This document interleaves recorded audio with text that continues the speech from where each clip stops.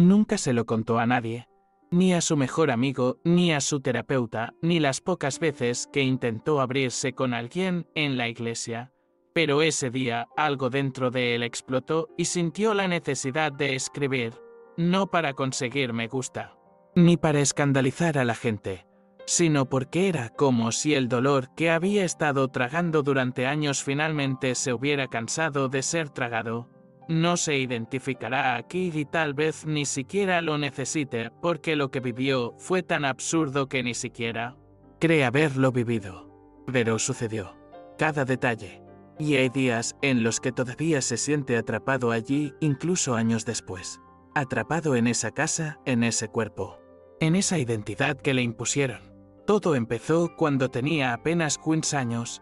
Era un adolescente tranquilo, de esos que pasan desapercibidos en la escuela, pero que siempre llamaba la atención por su apariencia, y no en el buen sentido. Escuchaba los comentarios, los apodos, las risitas ahogadas. Las chicas decían que parecía una muñeca de porcelana, como si fuera una monada. Pero los hombres lo miraban de otra manera, y fue una de esas miradas que lo cambió todo. Un hombre mayor, mucho mayor, apareció en su vida de la nada como si no quisiera nada, al principio. Parecía un buen tipo, protector, casi como un mentor. Dijo que veía algo especial en él, que quería ayudarlo a desarrollar su verdadera esencia. No sabía qué significaba eso, pero con el tiempo empezó a entenderlo de la peor manera posible. Al principio, no se dio cuenta de lo mucho que lo estaban manipulando. Este hombre, lo llamaré N, era carismático, inteligente y sabía exactamente qué decir. Decía que el mundo jamás entendería a la gente como él, pero que con N estaría a salvo, poco a poco. Empezó a distanciarse de la escuela, de sus amigos y de su propia familia. N decía que eran tóxicos, que nadie lo valoraba de verdad, que había nacido para algo más. Cuando se dio cuenta, ya vivía en el apartamento de N, un lugar extraño, lleno de reglas absurdas y un silencio constante que le daba escalofríos. Pero decía estar enamorado y en esa confusión adolescente confundió eso con amor. Pero lo que vino después fue un infierno difícil de describir. El control comenzó sutilmente, con cambios en su forma de vestir. N elegía cada prenda interior, cada accesorio. Decía que quería resaltar su belleza y que ese era el nombre correcto, ella. Poco a poco se fue borrando. Le dejaron crecer el pelo. Su ropa se volvió más femenina. N decía que esta era la verdadera versión de sí misma, la más bella, la más perfecta, y él, completamente dominado psicológicamente, empezó a aceptarlo, porque a resistirse era peor, cada vez que intentaba cuestionar algo. Lo castigaban con silencio, chantaje emocional, a veces con bofetadas que siempre iban seguidas de un era para enseñarte. Con el tiempo, dejó de saber quién era. Su voz cambió, su forma de caminar, su mirada, su porte. Todo se corrigió. Todo fue ensayado. N le decía que necesitaba ser digno, que una dama no caminaba de cualquier manera, no comía como un ogro, no hablaba fuerte. No miraba a los demás a los ojos. Se estaba convirtiendo en un personaje, uno que no elegía, uno que no tenía salida. A veces se miraba al espejo y no se reconocía. Y cuando le decía esto a N, simplemente sonreía y decía, así es como deberías haber sido desde el principio, y comenzaba a creerlo. Era como si su propia identidad hubiera muerto. La cosa se puso más seria cuando N tuvo una ceremonia. Una de verdad. Invitó a unos amigos, todos desconocidos, ricos, gente que parecía vivir en otra realidad. Lo obligaron a llevar vestido blanco, maquillaje y tacones altos. Y esa noche, en ese apartamento, delante de toda esa gente, les dijeron que estaban casados.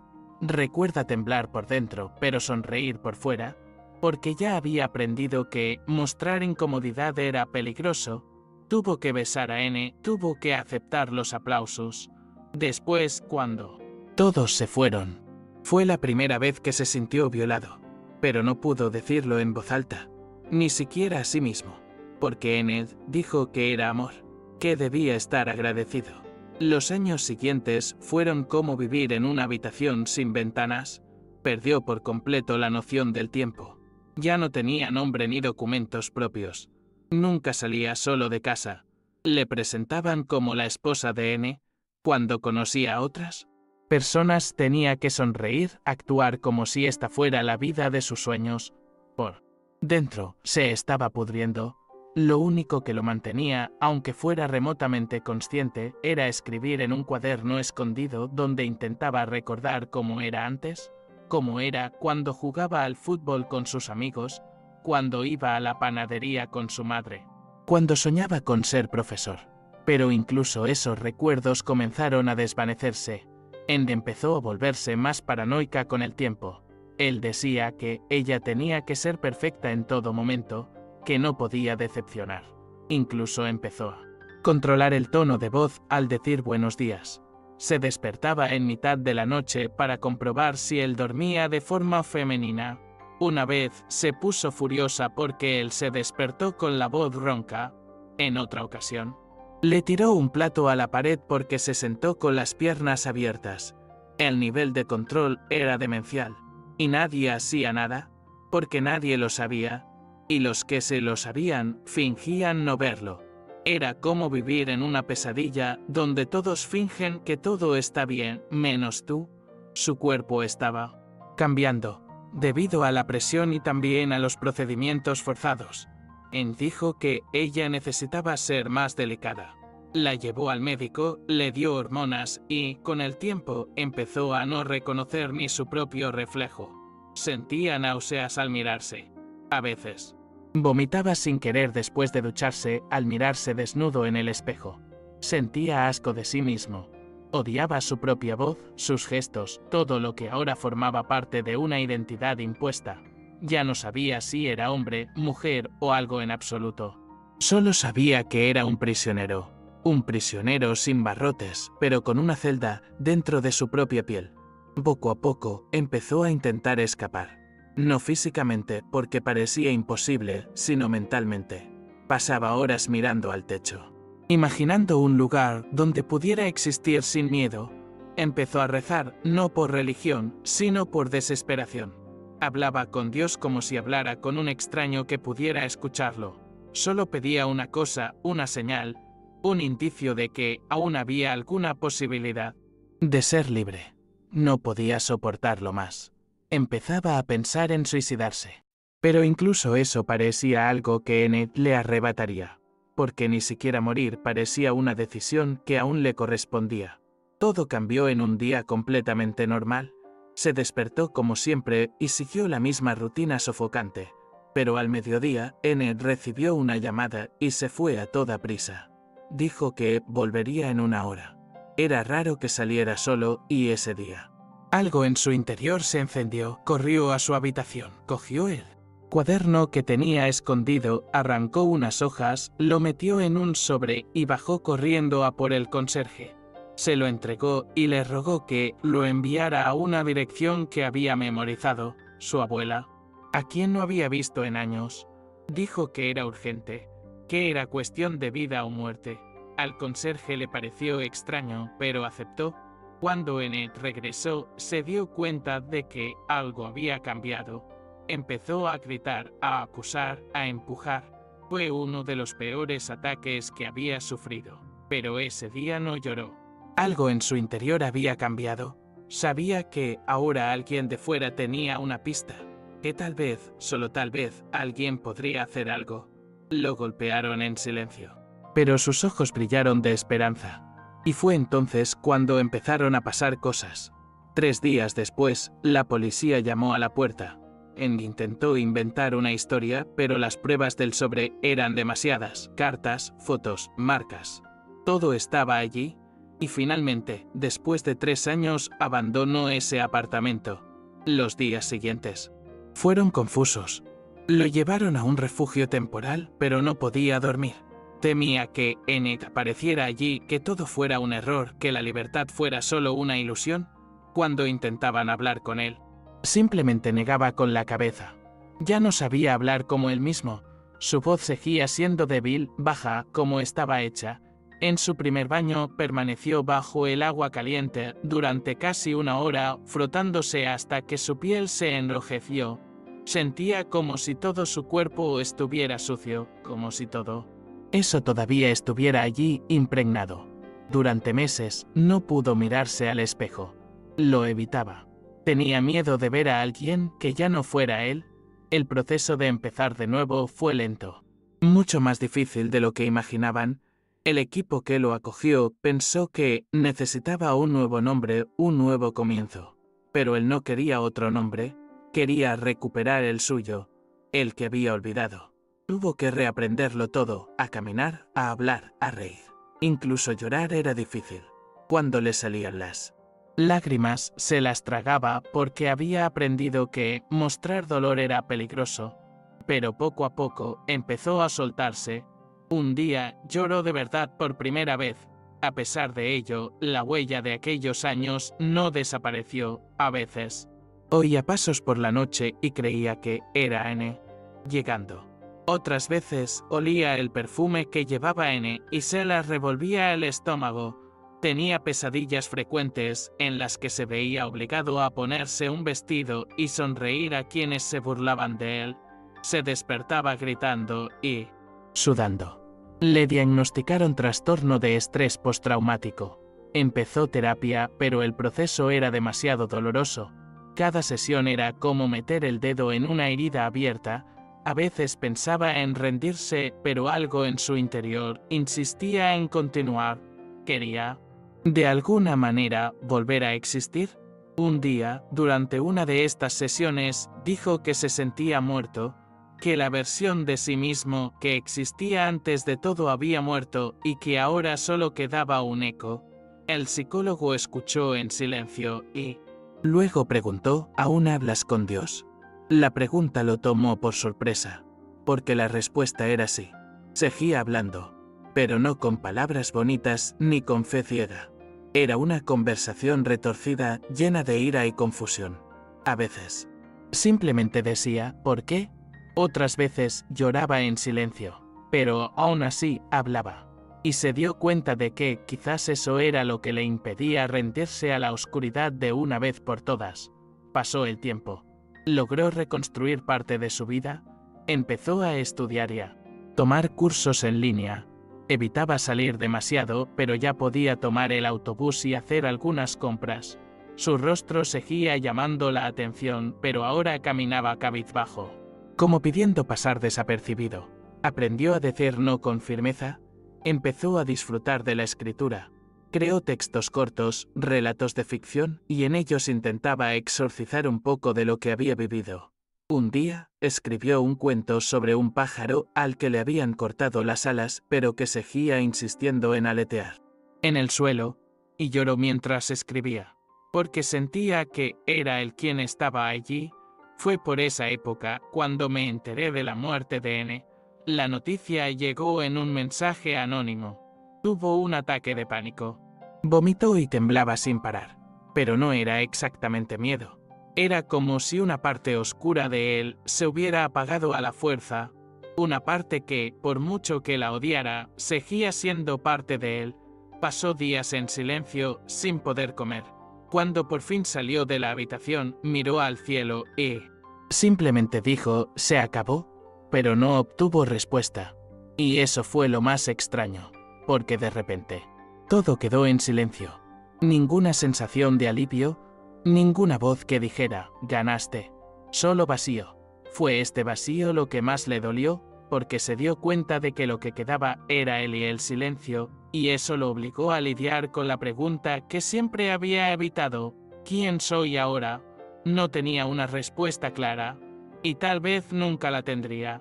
Pero ese mismo día tomó una vieja foto de su infancia y la guardó en su billetera. Era una forma de recordar quién fue. Y se juró a sí mismo que haría todo lo posible por honrar a ese niño, aunque nunca volviera a ser el mismo, aunque aún llevara cicatrices. Ese niño no merecía ser olvidado. Nunca contó esta historia en detalle. Hasta el día de hoy evita hablar de algunas partes, pero decidió escribirla aquí porque sabe que alguien podría estar pasando por algo similar. Y si esta historia llega a una sola persona, habrá valido la pena. Porque nadie merece que le arrebaten su identidad a la fuerza. Nadie merece ser borrado para satisfacer los delirios de otro. Y, por imposible que parezca salir de esto, hay una posibilidad. Hay un camino. Y, sobre todo, hay algo que nadie le ha podido arrebatar por completo: la esperanza. Su fe nunca volvió a ser la misma después de eso. Ya no era la fe de niño, llena de certezas y frases hechas. Era una fe rota, torcida, hecha de dudas. Pero seguía siendo fe. Una fe que surgía en las noches en que el silencio parecía pesar 3 veces más. En las veces que miraba al techo y solo podía decir, ayúdame, ya no tenía esa imagen de un Dios que podía resolverlo todo en un instante. Pero tenía la extraña sensación de que, incluso cuando todo se desmoronaba, no estaba solo, que había alguien allí, observando, y que, de alguna manera que no entendía, le sostenía la mano en los momentos en que ya no recordaba cómo respirar. Un día, años después, volvía a casa caminando y vio a una pareja en la calle. El hombre sujetaba con fuerza la mano de la chica, sonriendo con cariño. Era una escena normal, pero se quedó paralizado, porque por un segundo pensó que era N. Otra vez, sintió que se le paralizaba el cuerpo, que se le aceleraba el corazón, pero no era así. Y en ese momento comprendió que, a pesar de su libertad, aún cargaba con una especie de prisión en su interior. Un recuerdo profundamente arraigado. No podía borrarlo, pero no podía dejar que decidiera quién sería de ahora en adelante, y ese fue el verdadero comienzo de la sanación. Años después, intentó salir con alguien, intentó abrirse, pero era difícil. Cualquier acercamiento le traía una avalancha de malos recuerdos. Intentó explicarlo, pero la mayoría de la gente no sabía cómo lidiar con ello. Algunos lo trataban con lástima, otros con extrañeza. Terminó cerrándose de nuevo. Pero, con el tiempo, aprendió que amar a alguien solo sería posible después de aprender a amarse a sí mismo. Y ese fue el mayor reto. Porque aún no sabía si le gustaba en quien se había convertido. Aún podía ver las huellas de esa prisión reflejadas en su rostro, en sus gestos, en sus silencios. Empezó a trabajar en atención al cliente. Poco a poco, recuperó la confianza. Nadie conocía su historia. Era solo uno entre muchos. Y eso, en cierto modo, fue un alivio. Por primera vez, no lo observaban, analizaban ni controlaban. Era invisible, pero esta vez, por decisión propia. Y en este anonimato empezó a construir un espacio seguro. Empezó a ahorrar dinero, a ir más a terapia, a estudiar por la noche. La vida era sencilla, pero por fin era suya. Y eso valía más que cualquier libertad forzada que le habían hecho creer que tenía antes. El tiempo borraba las imágenes más nítidas, pero las sensaciones seguían apareciendo de vez en cuando. A veces, de repente, en medio de la ducha, se sentía mal. O en plena noche, un sueño extraño lo hacía despertar con el pecho apretado. Pero ahora sabía que era. Sabía que era un trauma, no el destino. Sabía que era el pasado, no el presente. Y, lo más importante, sabía que era algo que ya no lo definía. Era solo parte de lo que había sobrevivido. Y eso lo cambió todo. Porque sobrevivir, al final, era el mayor milagro con el que podía contar. Nunca más estuvo seguro de si Dios existía como le habían enseñado, pero tampoco pudo decir que no existía, porque, en el fondo, sabía que había cosas que solo podían explicarse por algo mayor, como la entrega de ese sobre, como la llegada tan rápida de la policía, como que él siguiera vivo después de todo aquello. A veces, solo podía decir, gracias por no dejarme morir. No necesitaba grandes milagros. El solo hecho de estar allí, escribiendo esto, era más de lo que esperaba. ¿Por qué? Muchas veces juró que no llegaría tan lejos. Y lo más extraño de todo es que, después de todo esto, la vida simplemente continuó. Sin mayores señales. Sin un cierre cinematográfico. Un día, despertó y se dio cuenta de que ya no pensaba en todo el tiempo. Que podía escuchar música sin recordar la tortura. que podía mirarse al espejo sin sentir tanto asco. Sucedió así, lentamente y sin previo aviso, como si el horror se hubiera ido de la misma manera que entró, sin pedir permiso. Y hasta el día de hoy no puede explicar por qué, solo sabe que sucedió. Y eso es suficiente.